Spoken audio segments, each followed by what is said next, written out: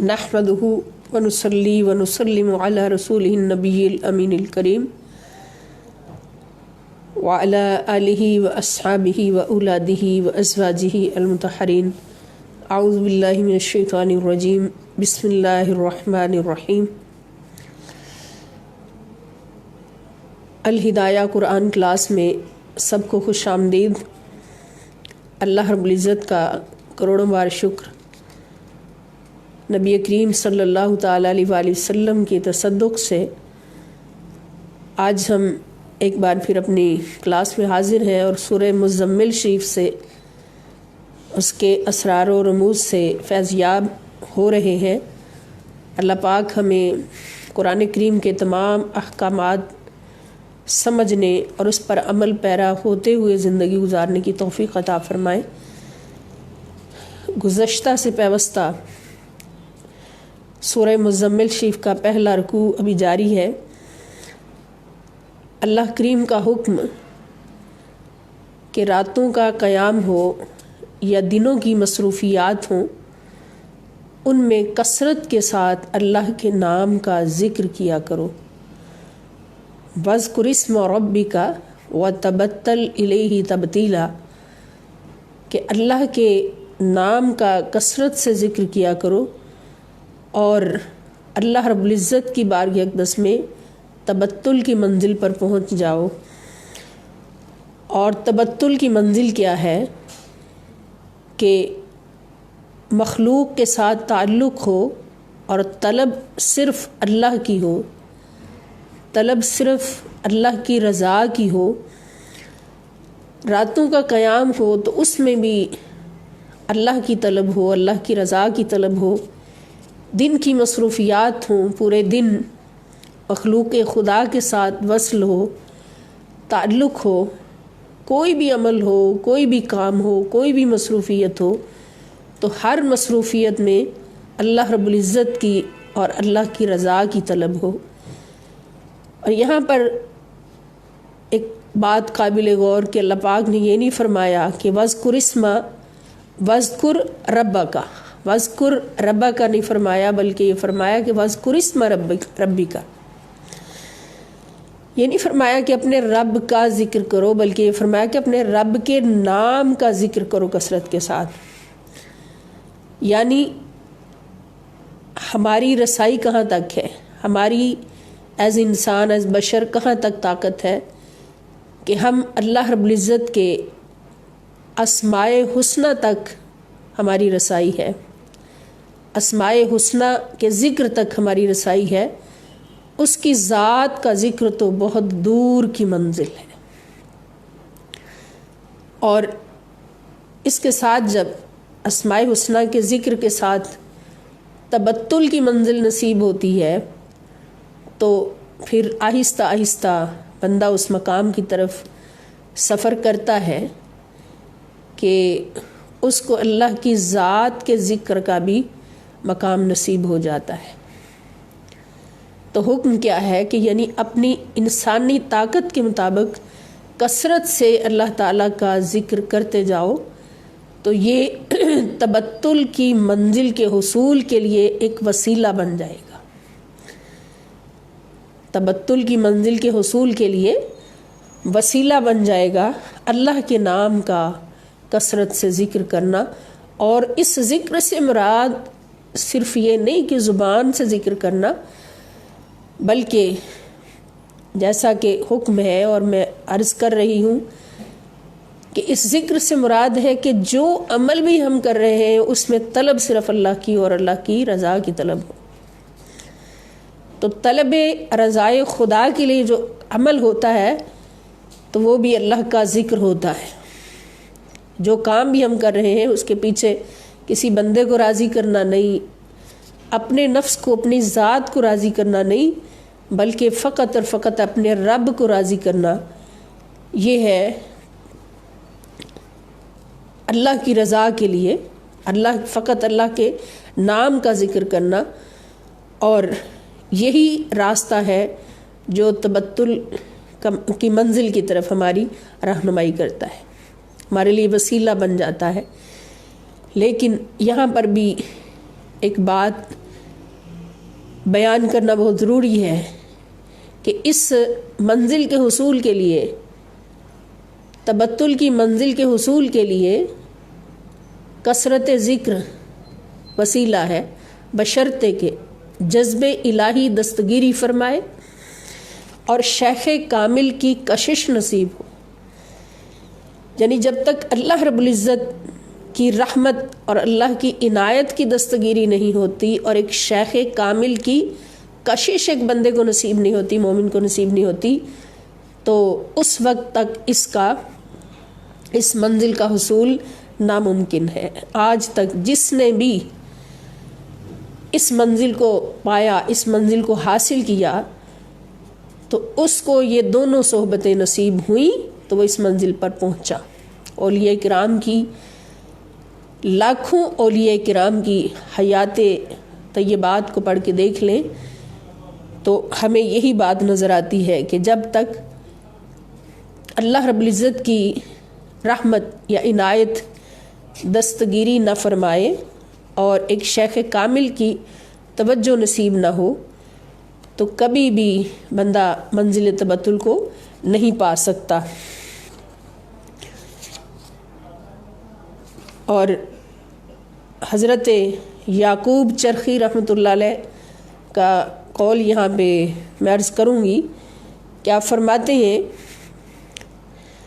کہ اللہ کی عنایت اور خاصان حق کی عنایت کے بغیر اگر کوئی فرشتہ بھی ہو تو اس کا نام عمل بھی سیاہ ہے۔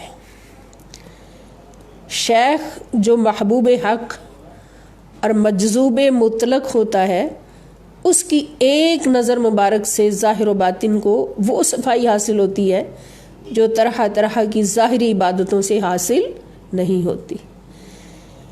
یعنی شیخ کامل کی ایک صحبت بھی نصیب ہو جائے تو چور کو کتب بنا دیتی ہے، شیخ کامل کی ایک صحبت بھی نصیب ہو جائے تو فرش سے اٹھا کے عرش تک پہنچا دیتی ہے، اور انہی صحبتوں کے فیض سے ہزاروں اولیاء بنے اور ان خاص منزلوں پر پہنچے، اللہ کی رضا کی منزلوں پر پہنچے۔ تو اللہ رب العزت کی رحمت، اور ضروری ہے کہ کوئی مومن بھی اس طرف توجہ کرنا بہت ضروری ہے کہ کوئی عمل کرنے والا، کوئی بڑے سے بڑا نیک عمل کرنے والا، اعمال صالحہ کرنے والا مت بھروسہ کرے اپنے اعمال پر یا اپنی نیکیوں پر یا اپنی شب بیداریوں پر۔ بھروسہ ہو تو کس پر؟ اللہ رب العزت کی رحمت پر، کہ جب تک اس کو اللہ کی رحمت، اللہ کی توجہ، اللہ کی عنایت نصیب نہیں ہوتی وہ کبھی بھی ان اعلیٰ منزلوں تک نہیں پہنچ سکتا، کبھی بھی اس کے اعمال اللہ کی بارگاہ میں قبول نہیں ہو سکتے۔ اور اس توجہ کو حاصل کرنے کے لیے ضروری ہے کہ اللہ کے کسی ولی کا دامن ہاتھ میں ہو، ولی کامل کا دامن ہاتھ میں ہو، شیخ کامل کی توجہ نصیب ہو، تو پھر اللہ رب العزت کی توجہات کا مرکز بندہ بن جاتا ہے اور چور سے قطب بن جاتا ہے۔ اللہ پاک ہمیں یہ سب کچھ سمجھنے کی توفیق عطا فرمائے۔ اللہ پاک اپنے حبیب صلی اللہ تعالیٰ علیہ وآلہ وسلم سے فرماتے ہیں کہ اللہ کے نام کا ذکر کثرت سے کریں اور تبتل اختیار کریں، یعنی تعلق سب سے رکھیں مگر طلب صرف خدا کی ہو، ان سے کٹ کر رہیں اس طرح کہ رضا ان کی مقصود نہ ہو بلکہ رضا صرف اللہ کی مقصود ہو۔ اور اللہ کون ہے؟ جو رب المشرق بھی ہے، رب المغرب بھی ہے، اور اس کے سوا اس کائنات میں کوئی معبود نہیں۔ وہ بادشاہ ہے، وہ مالک ہے، وہ خالق ہے، وہ جبار ہے، وہ قہار ہے، وہ رحمان ہے، وہ رحیم ہے، وہ رؤوف ہے، وہ کریم ہے۔ ہر چیز اسی کے ہاتھ میں ہے، اس لیے اس رب کو اپنا دوست بنا لیں، اس رب کے ساتھ جڑ جائیں۔ لا الہ الا ہوا، اس کے سوا کوئی معبود نہیں، فاتخذ وکیلا، اور اسی کو اپنا کارساز سمجھے، کبھی بھی کسی پر دنیا میں بھروسہ نہ کرے اور یہ نبی کریم صلی اللہ تعالیٰ علیہ وآلہ وسلم کو اس وقت اللہ پاک فرما رہے جب کفار ارد گرد تنگ کرنے والے ہیں اور حضور علیہ السلام کو تکلیفیں دینے والے ہیں، حضور علیہ السلام ان کی طرف نظر رحمت فرماتے ہیں، دست شفقت بڑھاتے ہیں، دعائیں فرماتے ہیں ان کی بخشش کے لیے، ان کے ایمان کے لیے، ان کو جنت کی طرف دعوت دیتے ہیں، مگر وہ ہر قدم پر حضور علیہ السلام کو ستاتے ہیں، تنگ کرتے ہیں، رنگ برنگے تانے دیتے ہیں، مختلف القاب سے پکارتے ہیں۔ تو اللہ پاک فرماتے ہیں کہ ایسی حالت میں صرف اپنے رب کو اپنا کارساز سمجھیے، ان کی کسی بات پر نہ کسی پر آپ نے بھروسہ کرنا ہے اور نہ ہی کسی کی طرف توجہ دینی ہے۔ وَاصْبِرْ عَلَى مَا يَقُولُونَ، وَاصْبِرْ اور صبر کیجئے، علی اس پر ما یقولون جو کچھ وہ کہتے ہیں۔ اور حضور علیہ السلام کی وساطت سے یہ سارے احکام قیامت تک آنے والے مومنین کے لیے، مسلمانوں کے لیے، کہ دوسروں کے ساتھ بھلا کرتے جانا ہے مگر بھروسہ اپنے رب پر رکھنا ہے، کسی پر بھروسہ نہیں کرنا اور کسی کی دل آزاریوں پر اور ملنے والی تکلیفوں پر آپ نے توجہ نہیں دینی، بلکہ اللہ رب العزت پہ بھروسہ رکھنا ہے۔ تو جب اللہ پہ بھروسہ ہوتا ہے تو پھر کوئی چیز بھی ایک مجاہد کو، ایک مومن کو گرا نہیں سکتی، پریشان نہیں کر سکتی، جب توکل علی اللہ مضبوط ہوتا ہے۔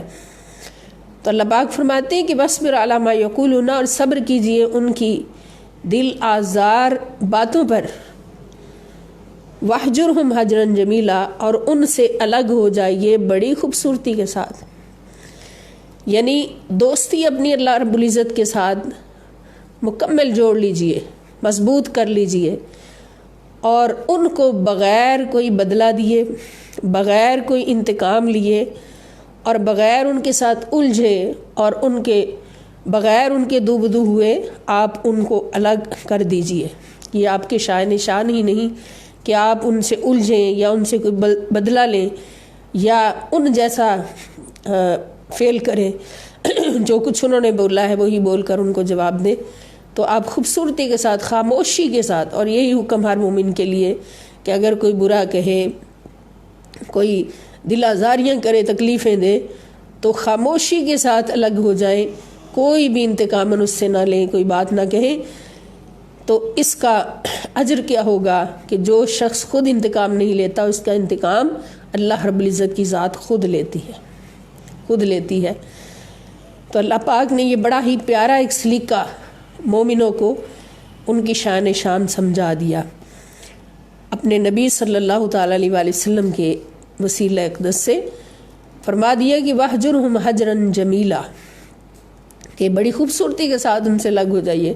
اور یہ خوبصورت انداز کون سا ہے کہ خاموشی کے ساتھ مسکراتے ہوئے، ان کو کوئی جواب نہ دیں، ان کے کسی عمل کا جواب نہ دیں، کسی فعل کا جواب نہ دیں۔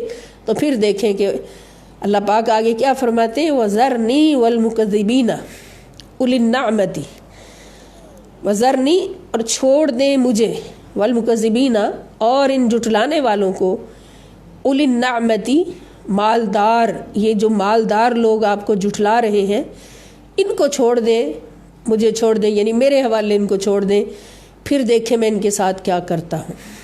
آپ نے ان کو کوئی جواب نہیں دینا۔ وَمَحِّلْهُمْ قَلِيلًا، وَمَحِّلْهُمْ اور ان کو مہلت دیجئے، قلیلا تھوڑی مہلت دیں ان کو، اب فوری ان کی پکڑ نہ کرے، پکڑ اللہ کس پر چھوڑ دیں اور ان کو مہلت دے دیں۔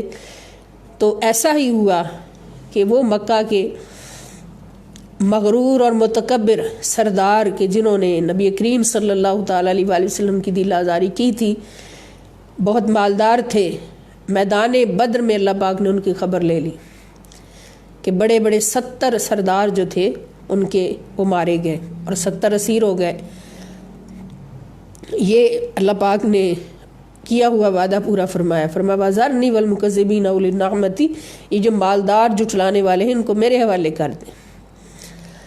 پھر ان کو میدان بدر میں اللہ پاک نے ان کا انجام دکھا دیا۔ ان کو رسوا کر کے، ذلیل و رسوا کر کے ان کو قتل کر دیا گیا۔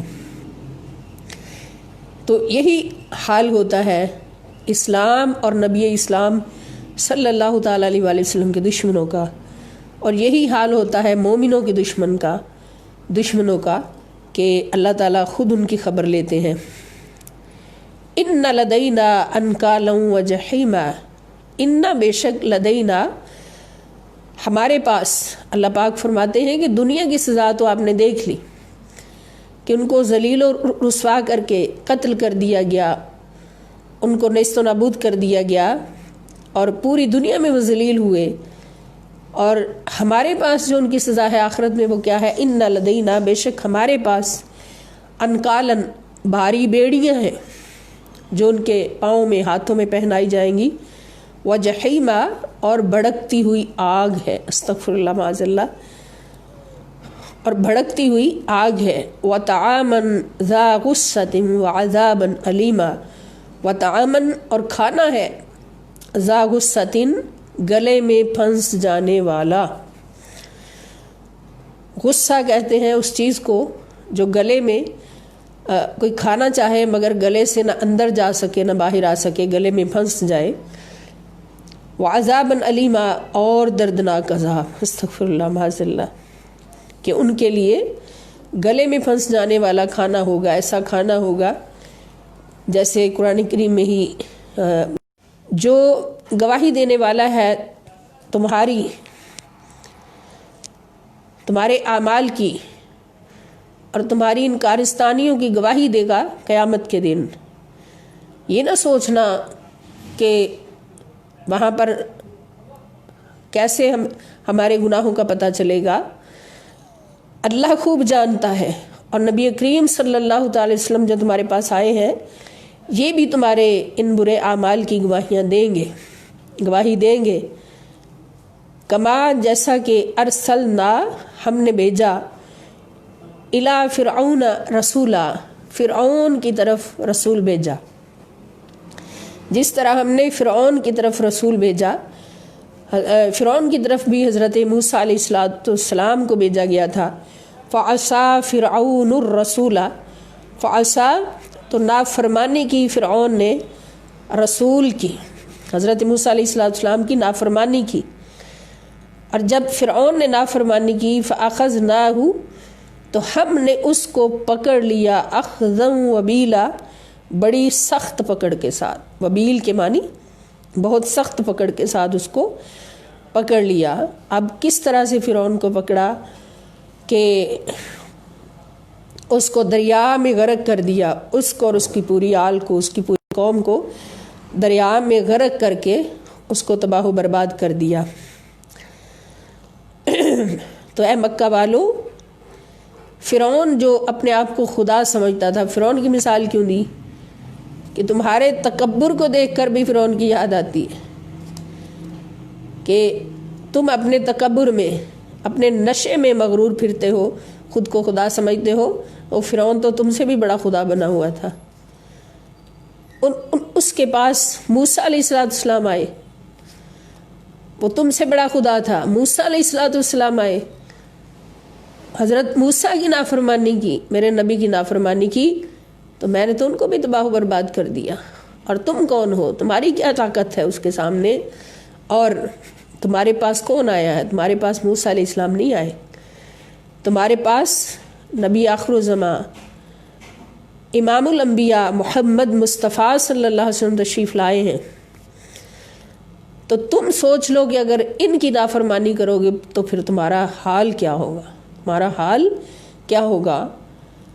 فَكَيْفَ تَتَّقُونَ، بس تم کیسے بچ سکتے ہو، ان کفرتم، اگر تم نے کفر کیا، اگر تم نے میرے رسول صلی اللہ علیہ وسلم کا انکار کیا تو تم کیسے بچ سکتے ہو۔ یومن، اس دن، یجعل الولدان شیبا، یجعلو جو بنا دے گا، کر دے گا، الولدان بچوں کو بھی شیبا بوڑھا، وہ دن کہ جس کی سختی اس قدر ہوگی، جس کا خوف اس قدر ہوگا، جس کا دکھ اس قدر ہوگا، جس کی تکلیف اس قدر ہوگی کہ بچے بھی بوڑھے ہو جائیں گے، بچوں پر بھی بڑھاپا آ جائے گا.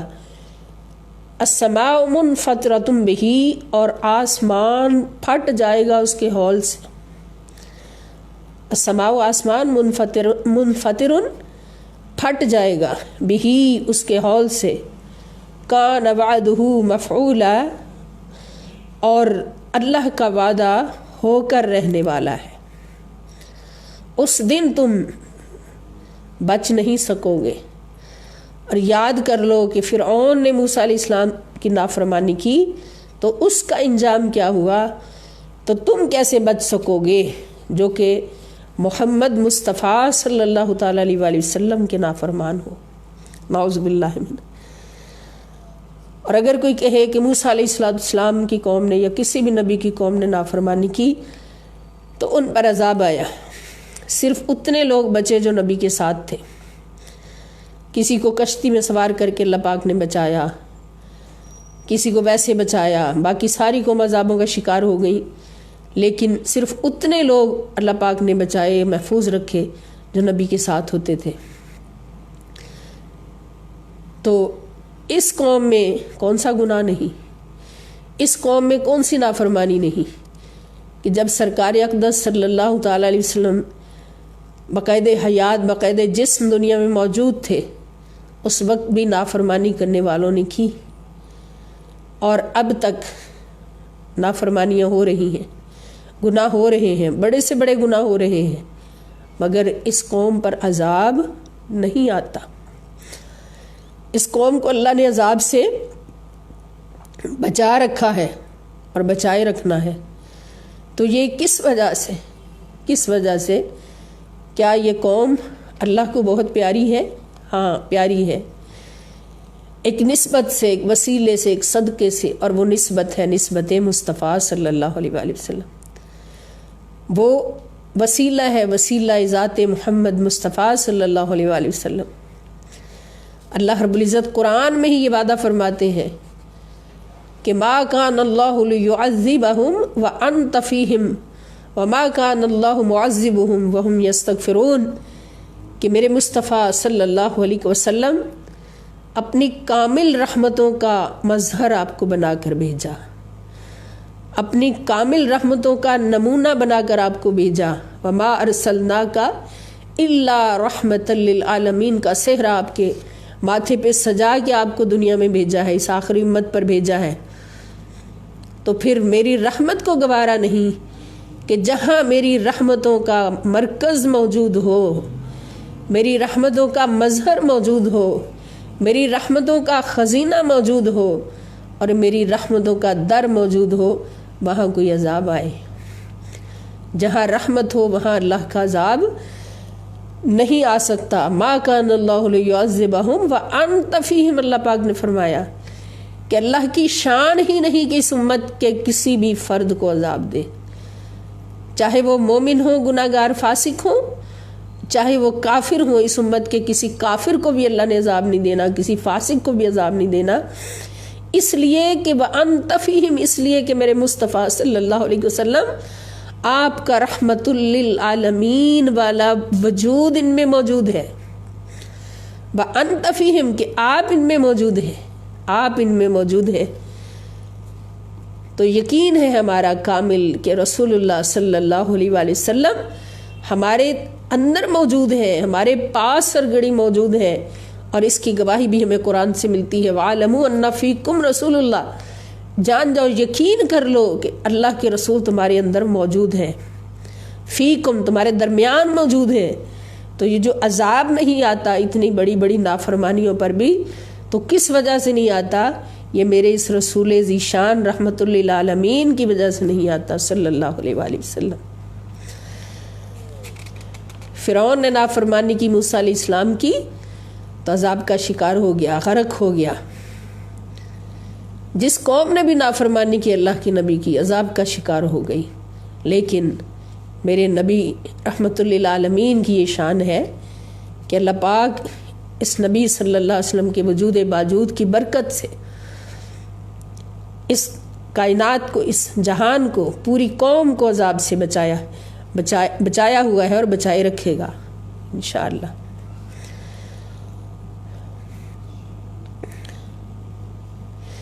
یہ دنیا جل کے بجھ جاتی، جو اس دنیا کا حال اس وقت، یہ دنیا جل کے بجھ جاتی مگر شامل مدینہ ہے، مگر شامل مدینہ ہے، کہ مدینے والے کے صدقے اللہ پاک نے اس دنیا کو بچایا ہوا ہے۔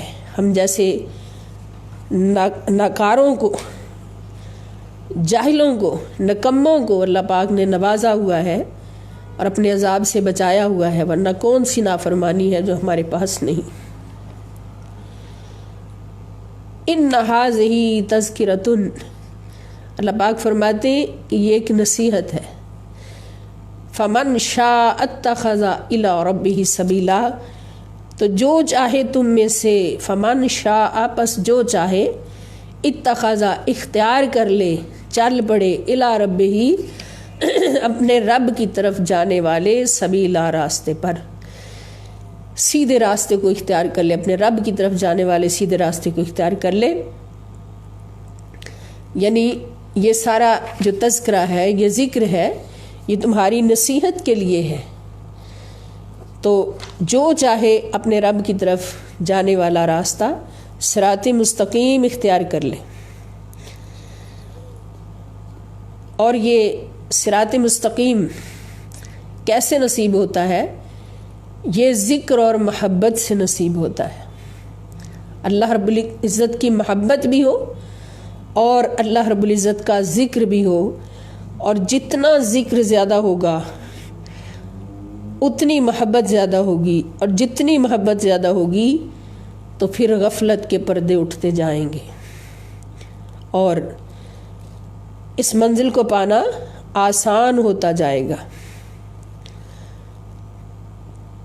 جیسے علامہ پانی پتی فرماتے ہیں کہ اللہ تعالیٰ اور اس کے بندوں کے درمیان کوئی حسی بعد اور ظاہری دوری تو ہے نہیں تاکہ کسی راستہ پر چل کر اس کا قرب حاصل کیا جائے۔ اب اللہ پاک فرماتے ہیں کہ اللہ کی طرف جانے والے راستے پر چل پڑو، اس کو اختیار کر لو، تو اللہ تو ہماری شارک سے بھی قریب ہے۔ اللہ کی طرف جانے والا راستہ کون سا ہے؟ وہ تو ہماری شارک سے بھی قریب ہے۔ اللہ پاک فرماتے ہیں نحن اقرب الیہ من حبل الورید، کہ میں ہر انسان کی شارک سے بھی قریب ہوں۔ تو پھر اس راستے سے مراد کیا ہے؟ کہ اللہ رب العزت اور بندوں کے درمیان کوئی حسی بعد اور دوری تو ہے نہیں کہ کسی راستے پر چل کر اس کا قرب حاصل کیا جائے، وہ تو شارک سے بھی زیادہ قریب ہے۔ ہمارے اور اس کے درمیان جو بعد، جو دوری ہے، وہ غفلت کی دوری ہے۔ یقیناً وہ غفلت کی دوری ہے، وہ ظلمانی حجاب ہے۔ اس حجاب غفلت کو دور کرنے کی ایک ہی صورت ہے کہ ہر وقت اس کو یاد کیا جائے۔ وَاذْكُرِ اسْمَ رَبِّكَ وَتَبَتَّلْ إِلَيْهِ تَبْتِيلًا۔ اس غفلت اور بعد کو ختم کرنے کے لیے ایک ہی صورت ہے کہ ہر وقت اس کو یاد کیا جائے، اس کا ذکر کیا جائے، اس کے ذکر کو اپنا معمول بنا لیا جائے۔ ذکر سے ہی یہ حجاب اٹھتا ہے، اور اس ذکر سے ہی بندے کو اپنے رب کی معیت اور عشق نصیب ہوتا ہے، اور اسی محبت اور عشق کے فیض سے اس کی عظمت و کبریائی کے نورانی پردے اٹھتے ہیں، اور محب صادق، سچی محبت کرنے والا، سرادقات عظمت کو الٹتا ہوا حریم قرب میں جاگزیں ہوتا ہے،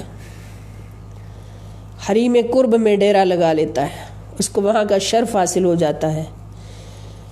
اور ان پردوں کا اٹھنا صرف ذکر الہی سے ہی آسان ہوتا ہے، کیونکہ ذکر سے غفلت زائل ہوتی ہے، محبت پیدا ہوتی ہے، معیت نصیب ہوتی ہے۔ ذکر سے محبت پیدا ہوتی ہے اور محبت سے معیت نصیب ہوتی ہے، جیسا کہ رسول پاک صلی اللہ تعالیٰ علیہ وآلہ وسلم کا ارشاد گرامی ہے کہ المرء مع من احبہ، کہ ہر شخص ہمیشہ اس کے ساتھ ہوتا ہے جس سے وہ محبت کرتا ہے۔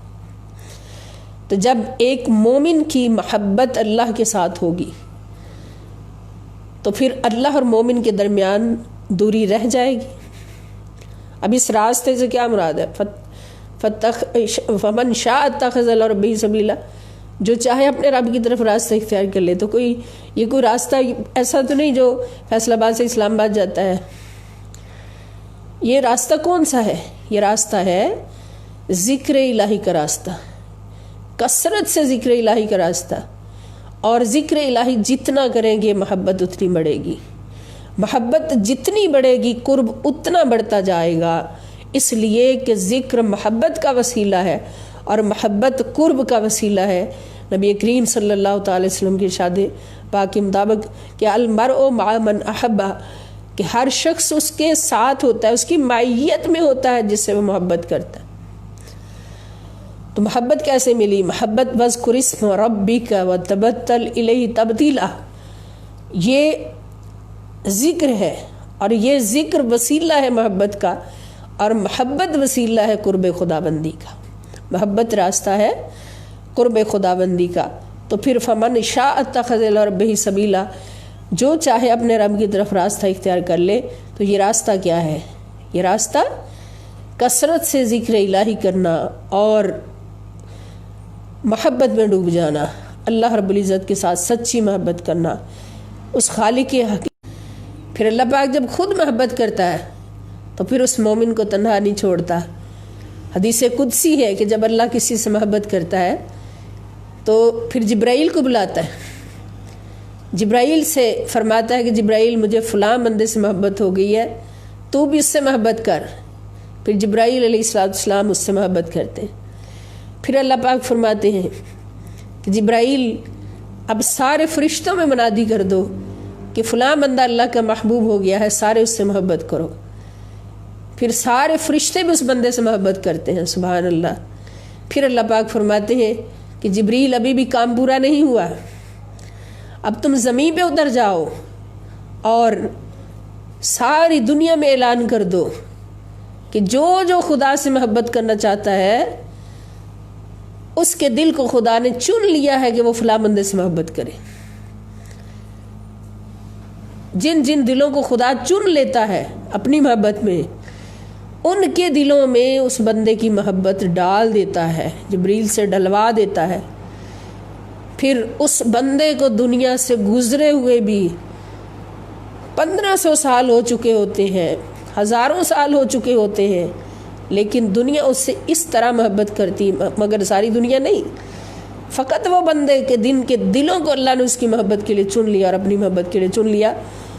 وہ اس کے ساتھ اس طرح محبت کرتے ہیں جیسے ابھی اس کی صحبت میں بیٹھے ہوئے. یہ محبت ہی صحبت عطا کرتی ہے. ایک مثال دیتی ہوں کہ سیدنا بلال حبشی رضی اللہ تعالیٰ عنہ، لاکھوں کروڑوں مثالیں ہیں. حضرت بلال حبشی رضی اللہ تعالیٰ عنہ، آپ کا نام سنتے ہی ہر مسلمان اپنی جان، تن، من، دھن آپ پر قربان کرنے کے لیے تیار کھڑا ہوتا ہے. ہمارا تن، من، دھن سب کچھ بلال حبشی کے قدموں پہ قربان، ان کے جوڑے اقدس پہ قربان، ان کی جوڑے اقدس کی خاک اقدس پہ قربان. یہ محبت کہاں سے آئی؟ یہ جذبہ کہاں سے آیا؟ یہ ہمارے دلوں میں خدا نے ڈالا کہ بلال میرا محبوب ہو گیا ہے. اے میرے چنے ہوئے بندو، تم بھی بلال سے محبت کرو. سارے فرشتے بھی بلال سے محبت کرتے ہیں، جبرائیل بھی بلال سے محبت کرتے ہیں، تم بھی سارے بلال سے محبت کرو، بن دیکھے محبت کرو. مولا کیوں؟ فرماتا اس لیے کہ وہ میرا محبوب ہو گیا ہے. پہلے بندہ خدا کو اپنا محبوب بناتا ہے، پھر اللہ تعالیٰ اس کو اپنا محبوب بناتا ہے، اور پھر اس کو محبوب خلائق بنا دیتا ہے. اور پھر اس کے دل میں اس کی محبت فقط انسانوں کے دلوں میں نہیں، مومنوں کے دلوں میں نہیں، جانوروں کے دلوں میں، ہواؤں کے دلوں میں، پہاڑوں کے دلوں میں، درختوں کے دلوں میں، ہر مخلوق اس بندے سے محبت کرتی. میرے نبی صلی اللہ تعالیٰ علیہ وآلہ وسلم کے ادنا غلام کی مثال ہے، حضور کے در کے ایک غلام کی مثال ہے. میرے آقا صلی اللہ تعالیٰ علیہ وآلہ وسلم خدا کے محبوب ہیں، تو وہ کس کے محبوب نہیں؟ جنگل میں بچپن کی حیات طیبہ ہے، جنگل میں اپنی اماں حلیمہ سعدیہ رضی اللہ تعالیٰ عنہ کی بکری تلاش کرنے کے لیے تشریف لے جاتے ہیں، تو جنگل کے شیر بھی آ کے حضور کے پاؤں چومتے. ان کو پتہ ہے اللہ کے نبی ہیں، یہ اللہ کے محبوب ہیں۔ اب ان کے دلوں میں یہ بات کس نے ڈالی؟ اللہ پاک نے ڈالی۔ حضور صلی اللہ علیہ وسلم ابو بکر صدیق رضی اللہ تعالیٰ عنہ کی ہمراہ غار ثور میں تشریف لے جاتے ہیں، وہاں سے 100 سال پرانا سانپ نکلتا ہے اور اپنے راستے سے ہٹانے کے لیے حضرت ابو بکر صدیق رضی اللہ تعالیٰ عنہ کی ایڑی مبارک پہ ڈس لیتا ہے۔ حضور پوچھتے ہیں کیوں ڈسا، کیوں تکلیف پہنچائی میرے یار کو؟ تو عرض کیا کرتا ہے، یا رسول اللہ صلی اللہ علیہ وسلم میں تو 100 سال سے آپ کے دیدار کے لیے تڑپ رہا تھا کہ کس طرح مجھے آپ کا دیدار ہو جائے، محبوب خدا محمد مصطفیٰ صلی اللہ علیہ وسلم کا دیدار ہو جائے۔ آج آپ میرے گھر میں تشریف لائے تو آپ کے مالی نے میرا راستہ روک لیا، آپ کے محافظ نے میرا راستہ روک لیا، میں نے تو راستے سے ہٹانے کے لیے تھوڑا سا ڈنگ دیا۔ اس نے حضور صلی اللہ علیہ وسلم کا دیدار کیا، حضور کا طواف کیا، قدم بوسی کی اور وہیں پہ ڈیر ہو گیا۔ یوں لگ رہا تھا جیسے وہ اپنی تقدیر سے کہہ رہا تھا کہ 2 گھڑیاں رک جا تقدیرے، مینو یار دا درشن پالن دے، خود جان حوالے کر دے ساں، اس جان دا مالک آلن دے، خود جان حوالے کر دے ساں، اس جان دا مالک آلن دے۔ جب مالک آ گیا تو جان دے دی۔ اس سانپ کے دل میں حضور علیہ السلام کی عظمت ڈالی، یہ اللہ رب العزت نے ڈالی، اللہ رب العزت نے ڈالی۔ ہر مخلوق کے دل میں حضور پتھروں کے پاس سے گزرتے ہیں، پتھر بھی درود و سلام پڑھتے ہیں، جانوروں کے پاس سے گزرتے ہیں، جانور بھی درود و سلام پڑھتے ہیں۔ سبحان اللہ، ہر پتھر جانتا ہے عظمت مصطفیٰ کیا ہے، ہر جانور جانتا ہے عظمت حبیب خدا کیا ہے صلی اللہ علیہ وآلہ وسلم۔ بے جان جانتے ہیں، لکڑیاں جانتی ہیں، درخت جانتے ہیں کہ حضور صلی اللہ علیہ وسلم کی شان و عظمت کیا ہے، مگر یہ بدبخت انسان نہیں جانتا جو اپنے جیسا کہے یا حضور کی عظمتوں سے انکار کرے۔ تو اللہ پاک فرماتے ہیں کہ جو چاہے اپنے رب کی طرف راستہ پکڑ لے، اور اللہ کی طرف راستہ کیا ہے؟ اللہ کا ذکر ہے کثرت کے ساتھ، اور پھر اللہ تعالیٰ کی سچی محبت ہے، جتنا ذکر ہوگا اتنی محبت ہوگی۔ اللہ پاک فرماتے ہیں، اب دوسرا رکوع شروع ہو رہا ہے کہ ان ربک یعلم، بے شک آپ کا رب اے نبی صلی اللہ علیہ وسلم، آپ کا رب جانتا ہے، یعلم جانتا ہے، انکا کہ بے شک آپ، تقوم قیام فرماتے ہیں، قیام کرتے ہیں، ادنا قریب، من ثلثی اللیل 2/3 رات کے، یعنی آپ 2/3 رات کے قریب قیام فرماتے ہیں، ونصفہ اور آدھی رات، کبھی آدھی رات، نصف رات، وثلثہ اور کبھی 1/3 رات، وطائفۃ اور ایک جماعت لوگوں کی، من الذین ان لوگوں میں سے، معک جو آپ کے ساتھ ہیں، جو آپ کے عاشق ہیں، جو آپ کے صحابی ہیں، ان میں سے بھی ایک جماعت ہے جو آپ کی اقتداء میں، آپ کی سنت مطہرہ کی پیروی میں، آپ کی سیرت طیبہ کی پیروی میں، وہ بھی اسی طرح قیام لیل کرتے ہیں۔ صحابہ کرام نے بھی جب دیکھا، جب آیت مبارکہ نازل ہوئی کہ قم اللیل، تو رات کا قیام جو ہے وہ فرض ہو گیا نبی کریم صلی اللہ تعالیٰ علیہ وآلہ وسلم پر، حضور کو حکم تھا تو حضور پر فرض ہو گیا۔ تو اب حضور علیہ السلام نے کبھی 2/3 رات کے قریب، کبھی آدھی رات، کبھی 1/3 رات اللہ کی بارگاہ میں قیام فرمایا، اور اس وقت چونکہ آلات اوقات نہیں تھے، وقت ماپنے کے آلے نہیں تھے، تو پتہ نہیں چلتا تھا کہ رات 1/3 رات کب ہوئی ہے یا آدھی رات کب ہوئی ہے، وقت کا اندازہ نہیں ہوتا تھا۔ تو پھر کبھی 2/3 رات ہو جاتی، کبھی نصف رات ہو جاتی، کبھی 1/3 رات ہو جاتی۔ تو صحابہ کرام نے بھی حضور علیہ السلام کی پیروی میں قیام لیل شروع کر دیا، اور جب انہوں نے قیام لیل اس میں قرآن پاک کی تلاوت بھی لمبی کرنی، نوافل بھی ادا کرنے، قیام کرنا، تو ان کی طبیعتیں کمزور ہونے لگی، ان کے رنگ زرد پڑ گئے، پاؤں سوج گئے، چہروں کی رنگت زرد پڑ گئی۔ تو پھر اللہ پاک نے لطف و کرم فرماتے ہوئے اس حکم میں تخفیف فرما دی، اس حکم کو بدل دیا کہ اب نصف رات جاگنے کی پابندی نہیں، جتنا تم آسانی سے جاگ سکتے ہو جاگو۔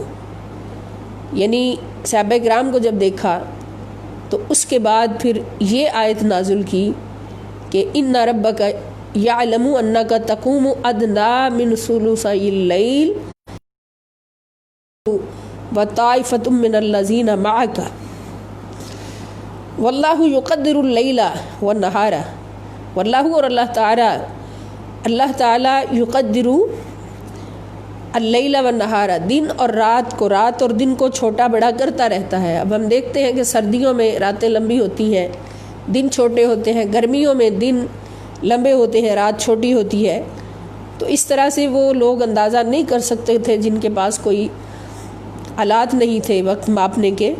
تو اللہ تعالیٰ فرماتے کہ اللہ رب العزت دن اور رات کو چھوٹا بڑا کرتا رہتا ہے۔ عالمہ وہ یہ بھی جانتا ہے لن تحصوہ، ان کے لن تحصوہ، تم اس کی طاقت نہیں رکھتے۔ اب اس میں دو معنی ہے، ایک معنی یہ بھی کہا گیا مفسرین کرام کی طرف سے کہ لن تحصوہ یعنی تم اس کی طاقت نہیں رکھتے، اس سے مراد ہے کہ وقت ماپنے کی، وقت معلوم کرنے کی طاقت نہیں رکھتے۔ اللہ تعالیٰ کبھی دن کو بڑا کر دیتا ہے، رات کو چھوٹا کر دیتا ہے، کبھی دن کو چھوٹا کر دیتا ہے، رات کو بڑا کر دیتا ہے، تو تم اس کو ماپنے کی طاقت نہیں رکھتے۔ اور دوسرا معنی یہ ہے کہ یہ جو میرے نبی صلی اللہ علیہ وسلم کی پیروی میں، حضور کی سنت کی پیروی میں تم یہ جو قیام لیل کر رہے ہو، تو اللہ جانتا ہے کہ تم اس کی طاقت نہیں رکھتے۔ فتاب علیکم، تو اس نے رحمت سے تمہاری طرف توجہ فرمائی ہے، تم پہ مہربانی فرمائی ہے۔ فقرؤ، پس پڑھا کرو، قرآن کریم پڑھا کرو، ما تیسر، جو آسانی سے پڑھا جا سکے، من القرآن، قرآن کریم جو آسانی سے پڑھا جا سکے اتنا پڑھا کرو۔ اب یہ آیت مبارکہ اس فرضیت کے کتنی دیر بعد نازل ہوئی، تو اس میں مختلف آراء ہے، مختلف اقوال ہیں۔ کسی نے کہا 8 ماہ بعد، کسی نے کہا 16 ماہ بعد، کسی نے کہا 1 سال بعد، اور کسی نے کہا 10 سال بعد۔ لیکن اس میں سب سے زیادہ صحیح جو روایت معلوم ہوتی ہے وہ 1 سال بعد کی ہے۔ 10 سال کے بارے میں کوئی دلیل نہیں ملتی، تو 1 سال کے بعد اللہ پاک نے یہ چھوٹ عطا فرما دی کہ ان کے لیے شب بیداری میں تخفیف فرما دی کہ جتنا کر سکیں اتنا قیام کریں، اور جتنا قرآن آسانی سے پڑھ سکیں اتنا پڑھیں۔ پھر فرمایا عالمہ، اور یہ تخفیف کیوں کی ہے رب تعالیٰ نے؟ کہ وہ جانتا ہے، وہ یہ بھی جانتا ہے ان سیکون، کہ ہو سکتا ہے منکم، تم میں، مرضا، کوئی مریض بھی ہوں گے، کہ تمہارے اندر کوئی مریض بھی ہو سکتے ہیں، وآخرون، اور کچھ دوسرے لوگ، یضربون فی الارض، جو سفر کر رہے ہیں زمین میں، جو مسافر ہیں۔ اور مسافر کس لیے؟ یبتغون، جو تلاش کرتے ہیں، من فضل اللہ، اللہ کا فضل۔ اور یہاں اللہ کی فضل سے مراد کیا ہے؟ کہ کسب حلال، حلال روزی کی تلاش، حلال رزق کی تلاش کے لیے وہ زمین میں سفر کرتے ہیں، تو ان کے لیے بھی یہ مشکل ہوگا یہ عمل کرنا۔ وآخرون، اور کچھ دوسرے لوگ، یقاتلون، جو لڑتے ہیں، فی سبیل اللہ، اللہ کی راہ میں، یعنی مجاہدین، اس سے مراد مجاہدین ہیں۔ یعنی تم میں سے کوئی مریض بھی ہوں گے، مریضوں کی وجہ سے چھوٹ دی گئی، کچھ مسافر ہوں گے جو حلال روزی کی تلاش میں سفر میں رہتے ہیں، اور کچھ مجاہدین، کہ ان سب کے لیے یہ عمل جو ہے قیام لیل کا، اور زیادہ قرآن کریم کی تلاوت کرنے کا، یہ مشکل ہو جائے گا، تو ان کی وجہ سے اللہ پاک نے چھوٹ دی ہے۔ اور یہاں پر ایک بات قابل غور کہ اللہ رب العزت نے حلال روزی کمانے کی غرض سے سفر کرنے والوں کو مجاہدین کے ساتھ ذکر فرمایا ہے۔ اس سے میں معلوم ہوا کہ حلال روزی کمانے کے لیے سفر کرنا یہ بھی جہاد ہے، اور ان کا مرتبہ بھی جہاد کرنے والوں کے برابر ہے جو حلال روزی کی طلب میں نکلے۔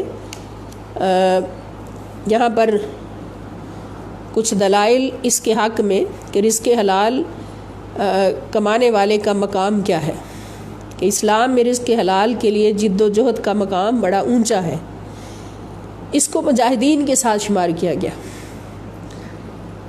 علامہ قرطبی لکھتے ہیں کہ اللہ تعالیٰ نے مجاہدین اور رزق حلال کمانے والوں کے درجہ کو برابر کر دیا ہے، جو رزق حلال کماتے ہیں۔ اس سے معلوم ہوا کہ کسب حلال بھی جہاد ہے، تو اس سے برعکس جو کسب حرام کرے، حرام کمائی کمائے، تو اس کی اللہ رب العزت کی بارگاہ میں مقام مچھر کے پر کے برابر بھی نہیں، اور جو حلال کمائی کماتا ہے اس کا مقام کتنا ہے، جیسا ایک مجاہد کا مقام ہے۔ احادیث طیبہ میں بھی اس حقیقت کو واضح کیا گیا کہ نبی کریم صلی اللہ تعالیٰ علیہ وآلہ وسلم فرماتے ہیں کہ جو شخص ایک شہر سے خوراک کا سامان کسی دوسرے شہر میں لے آتا ہے اور اس دن کے بھاؤ کے مطابق فروخت کر دیتا ہے تو اس کا مرتبہ اللہ تعالیٰ کے نزدیک شہداء کے مرتبہ کے برابر ہے۔ سبحان اللہ۔ پھر حضور علیہ السلام نے یہ آیت طیبہ پڑھی،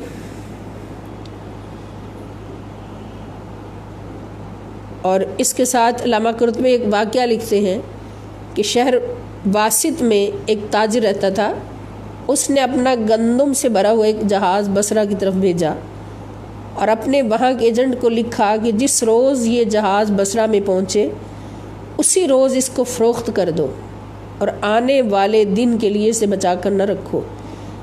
اتفاق ایسا ہوا کہ جس روز وہ جہاز پہنچا گندم کا بھاؤ گرا ہوا تھا۔ غلہ کے تاجروں نے اس ایجنٹ کو کہا کہ اگر تم ایک ہفتہ انتظار کر لو تو کئی گنا نفع زیادہ کماؤ گے۔ چنانچہ اس ایجنٹ نے ایک ہفتہ اس گندم کو فروخت نہ کیا، جبکہ مالک نے کہا تھا کہ اسی دن فروخت کر دینا۔ ان ایام میں بھاؤ تیز ہو گیا اور اس نے کئی گنا زیادہ نفع کمایا۔ اس نے اپنے مالک کو اس صورتحال سے آگاہ کیا تو اس تاجر نے اس کو لکھا، کیا لکھا کہ فلاں اگر ہمارا دین سلامت رہے اور ہمیں تھوڑا نفع ہی کافی ہے، اگر ہمارا ایمان سلامت رہے تو ہمیں تھوڑا نفع ہی کافی ہے، تو نے ہم پر بڑی زیادتی کی ہے۔ جس وقت میرا یہ خط تمہیں ملے تو سارا مال بصرہ کے فقیروں میں تقسیم کر دو۔ اس غلہ کی ذخیرہ اندوزی کا جو جرم تم نے کیا ہے اس کے مواخذہ سے ہی اگر بچ جاؤں تو کافی ہے۔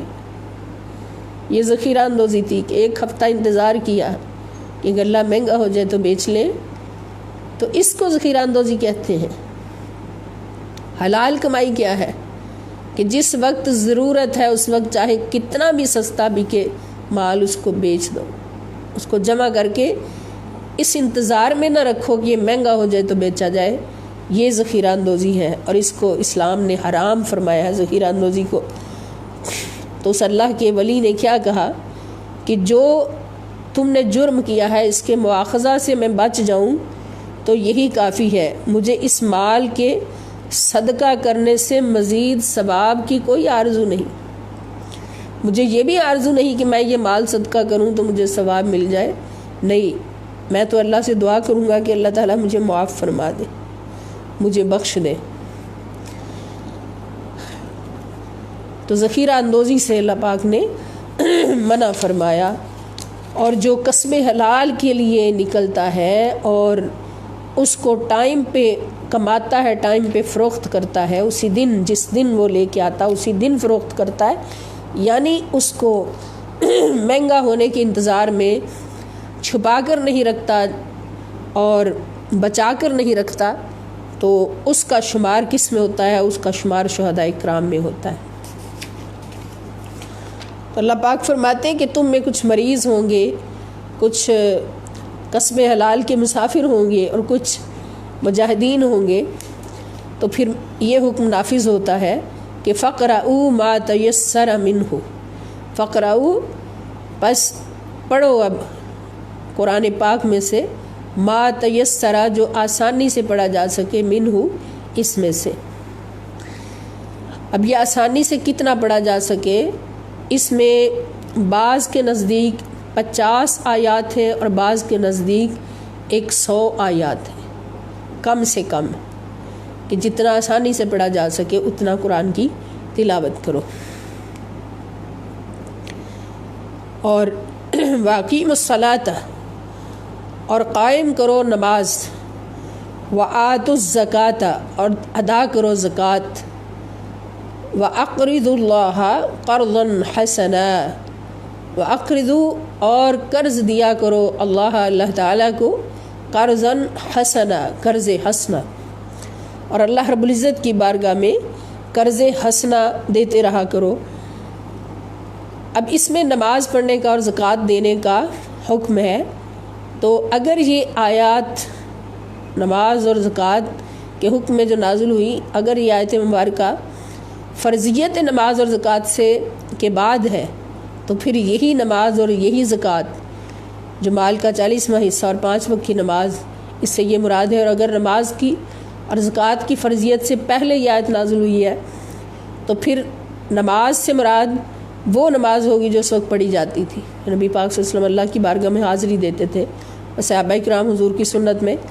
اور زکوٰۃ سے مراد وہ صدقات اور خیرات جو اللہ کی راہ میں خرچ کیے جائیں، اور اللہ رب العزت کو قرض حسنہ دیتے رہا کرو۔ اب قرض حسنہ کیا ہے کہ حضور فرماتے پاک مال میں سے صرف اللہ تعالیٰ کی رضا کے لیے خرچ کرنا، مال پاک ہو اور اس میں سے صرف اللہ کی رضا کے لیے خرچ کرنا، کسی کو دینا صرف اللہ کی رضا کے لیے، ریاکاری کے لیے نہیں، کسی کو تکلیف دینے کے لیے نہیں، کسی کو غلام بنانے کے لیے نہیں، یا جو غلام ہے اس کو اس لیے نہیں دینا کہ وہ ہمارا کام کرے، اس سے کام نکالیں گے، نہیں، صرف اللہ کی رضا کے لیے پاک مال میں سے خرچ کرنا، اس کو قرض حسنہ کہتے ہیں۔ اور آگے اللہ پاک فرماتے ہیں کہ وما تقدموا لانفسکم، اب پیچھے جن نیکیوں کا ذکر آیا، جن اعمال کا ذکر آیا، تو یہ کیا ہے؟ یہ وہ نیکیاں ہیں، وہ اعمال ہیں جو انسان اپنے لیے آگے بھیجتا ہے۔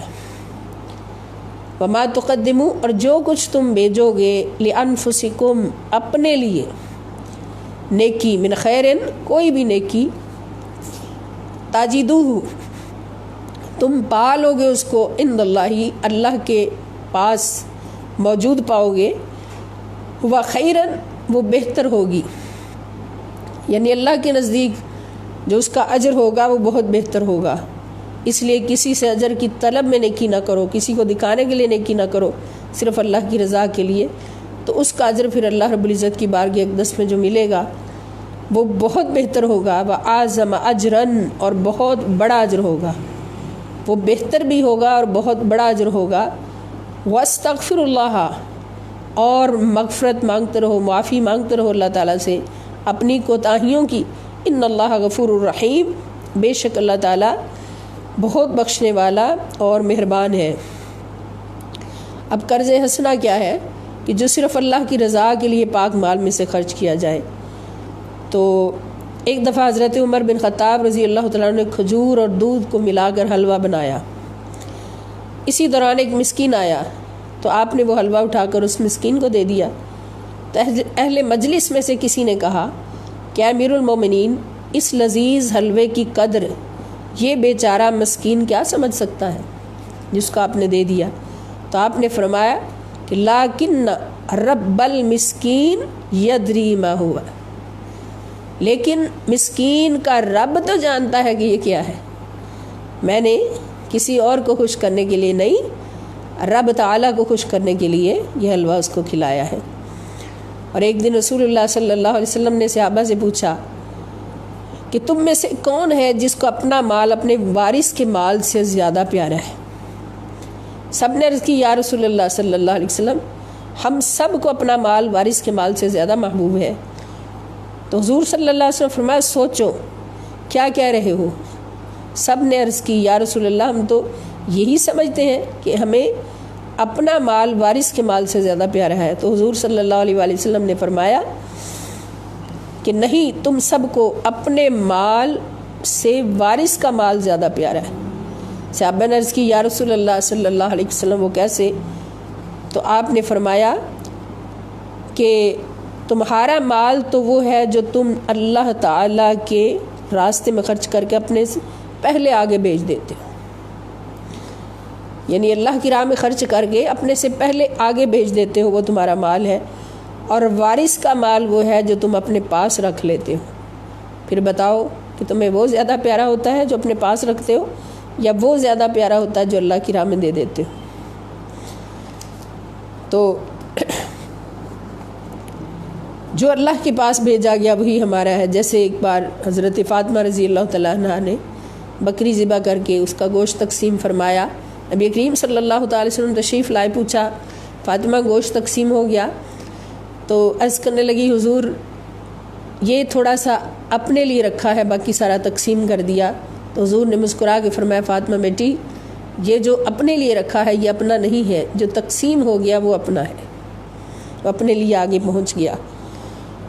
تو اس کے بعد اللہ پاک فرماتے ہیں کہ واستغفر اللہ، اس کا مطلب کیا کہ یہ جتنی بدنی اور مالی عبادات اور اعمال صالحہ کا ذکر گزر چکا ہے، ہو سکتا ہے کہ تم میں سے کوئی اپنے اعمال پر فخر و ناز کر بیٹھے، اتنی عبادات اتنے نیک اعمال کر کے ان پر فخر کر بیٹھے اور یہ کوتاہی کر بیٹھے۔ تو اس کے لیے ضروری ہے، آخر میں ہدایت فرما دی اللہ پاک نے کہ اعمال صالحہ اور نیکیوں پر بھروسہ نہیں کرنا بلکہ اللہ کی رحمت پر بھروسہ کرنا ہے۔ اور اگر کسی کے دل میں فخر آ جائے، ناز آ جائے، تو فوراً اللہ رب العزت کی بارگاہ میں استغفار کرے۔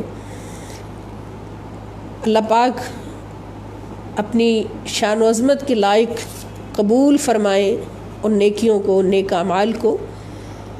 اگر کوئی نقص و عیب ہماری طرف سے ہو گیا ہو، ہماری سوچ سے اس میں کوئی نقص آ گیا ہو، ہمارے کسی فخر کرنے سے اس میں نقص آ گیا ہو، تو اللہ پاک اس کو معاف فرما دے اور اپنی بارگاہ اقدس میں اپنی شان قبول فرما لے۔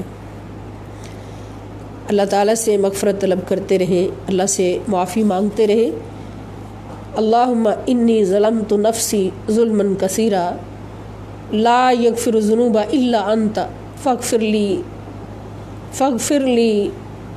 لی منک مغفرۃ وارحمنی انک انت الغفور الرحیم رب ارحمہما کما ربیانی صغیرا واعف عنا واغفر لنا وارحمنا انت مولانا فانصرنا علی القوم الکافرین۔ اللہم صلی وسلم وبارک علی المزمل المدثر حبیبک الاکرم سیدنا و مولانا محمد المبعوث رحمۃ للعالمین وعلی آلہ واصحابہ ومن احبہ واتبعہ الی یوم الدین برحمتک یا ارحم الراحمین۔ والسلام علیکم ورحمۃ اللہ وبرکاتہ، وإلی اللقاء ان شاء اللہ تعالی۔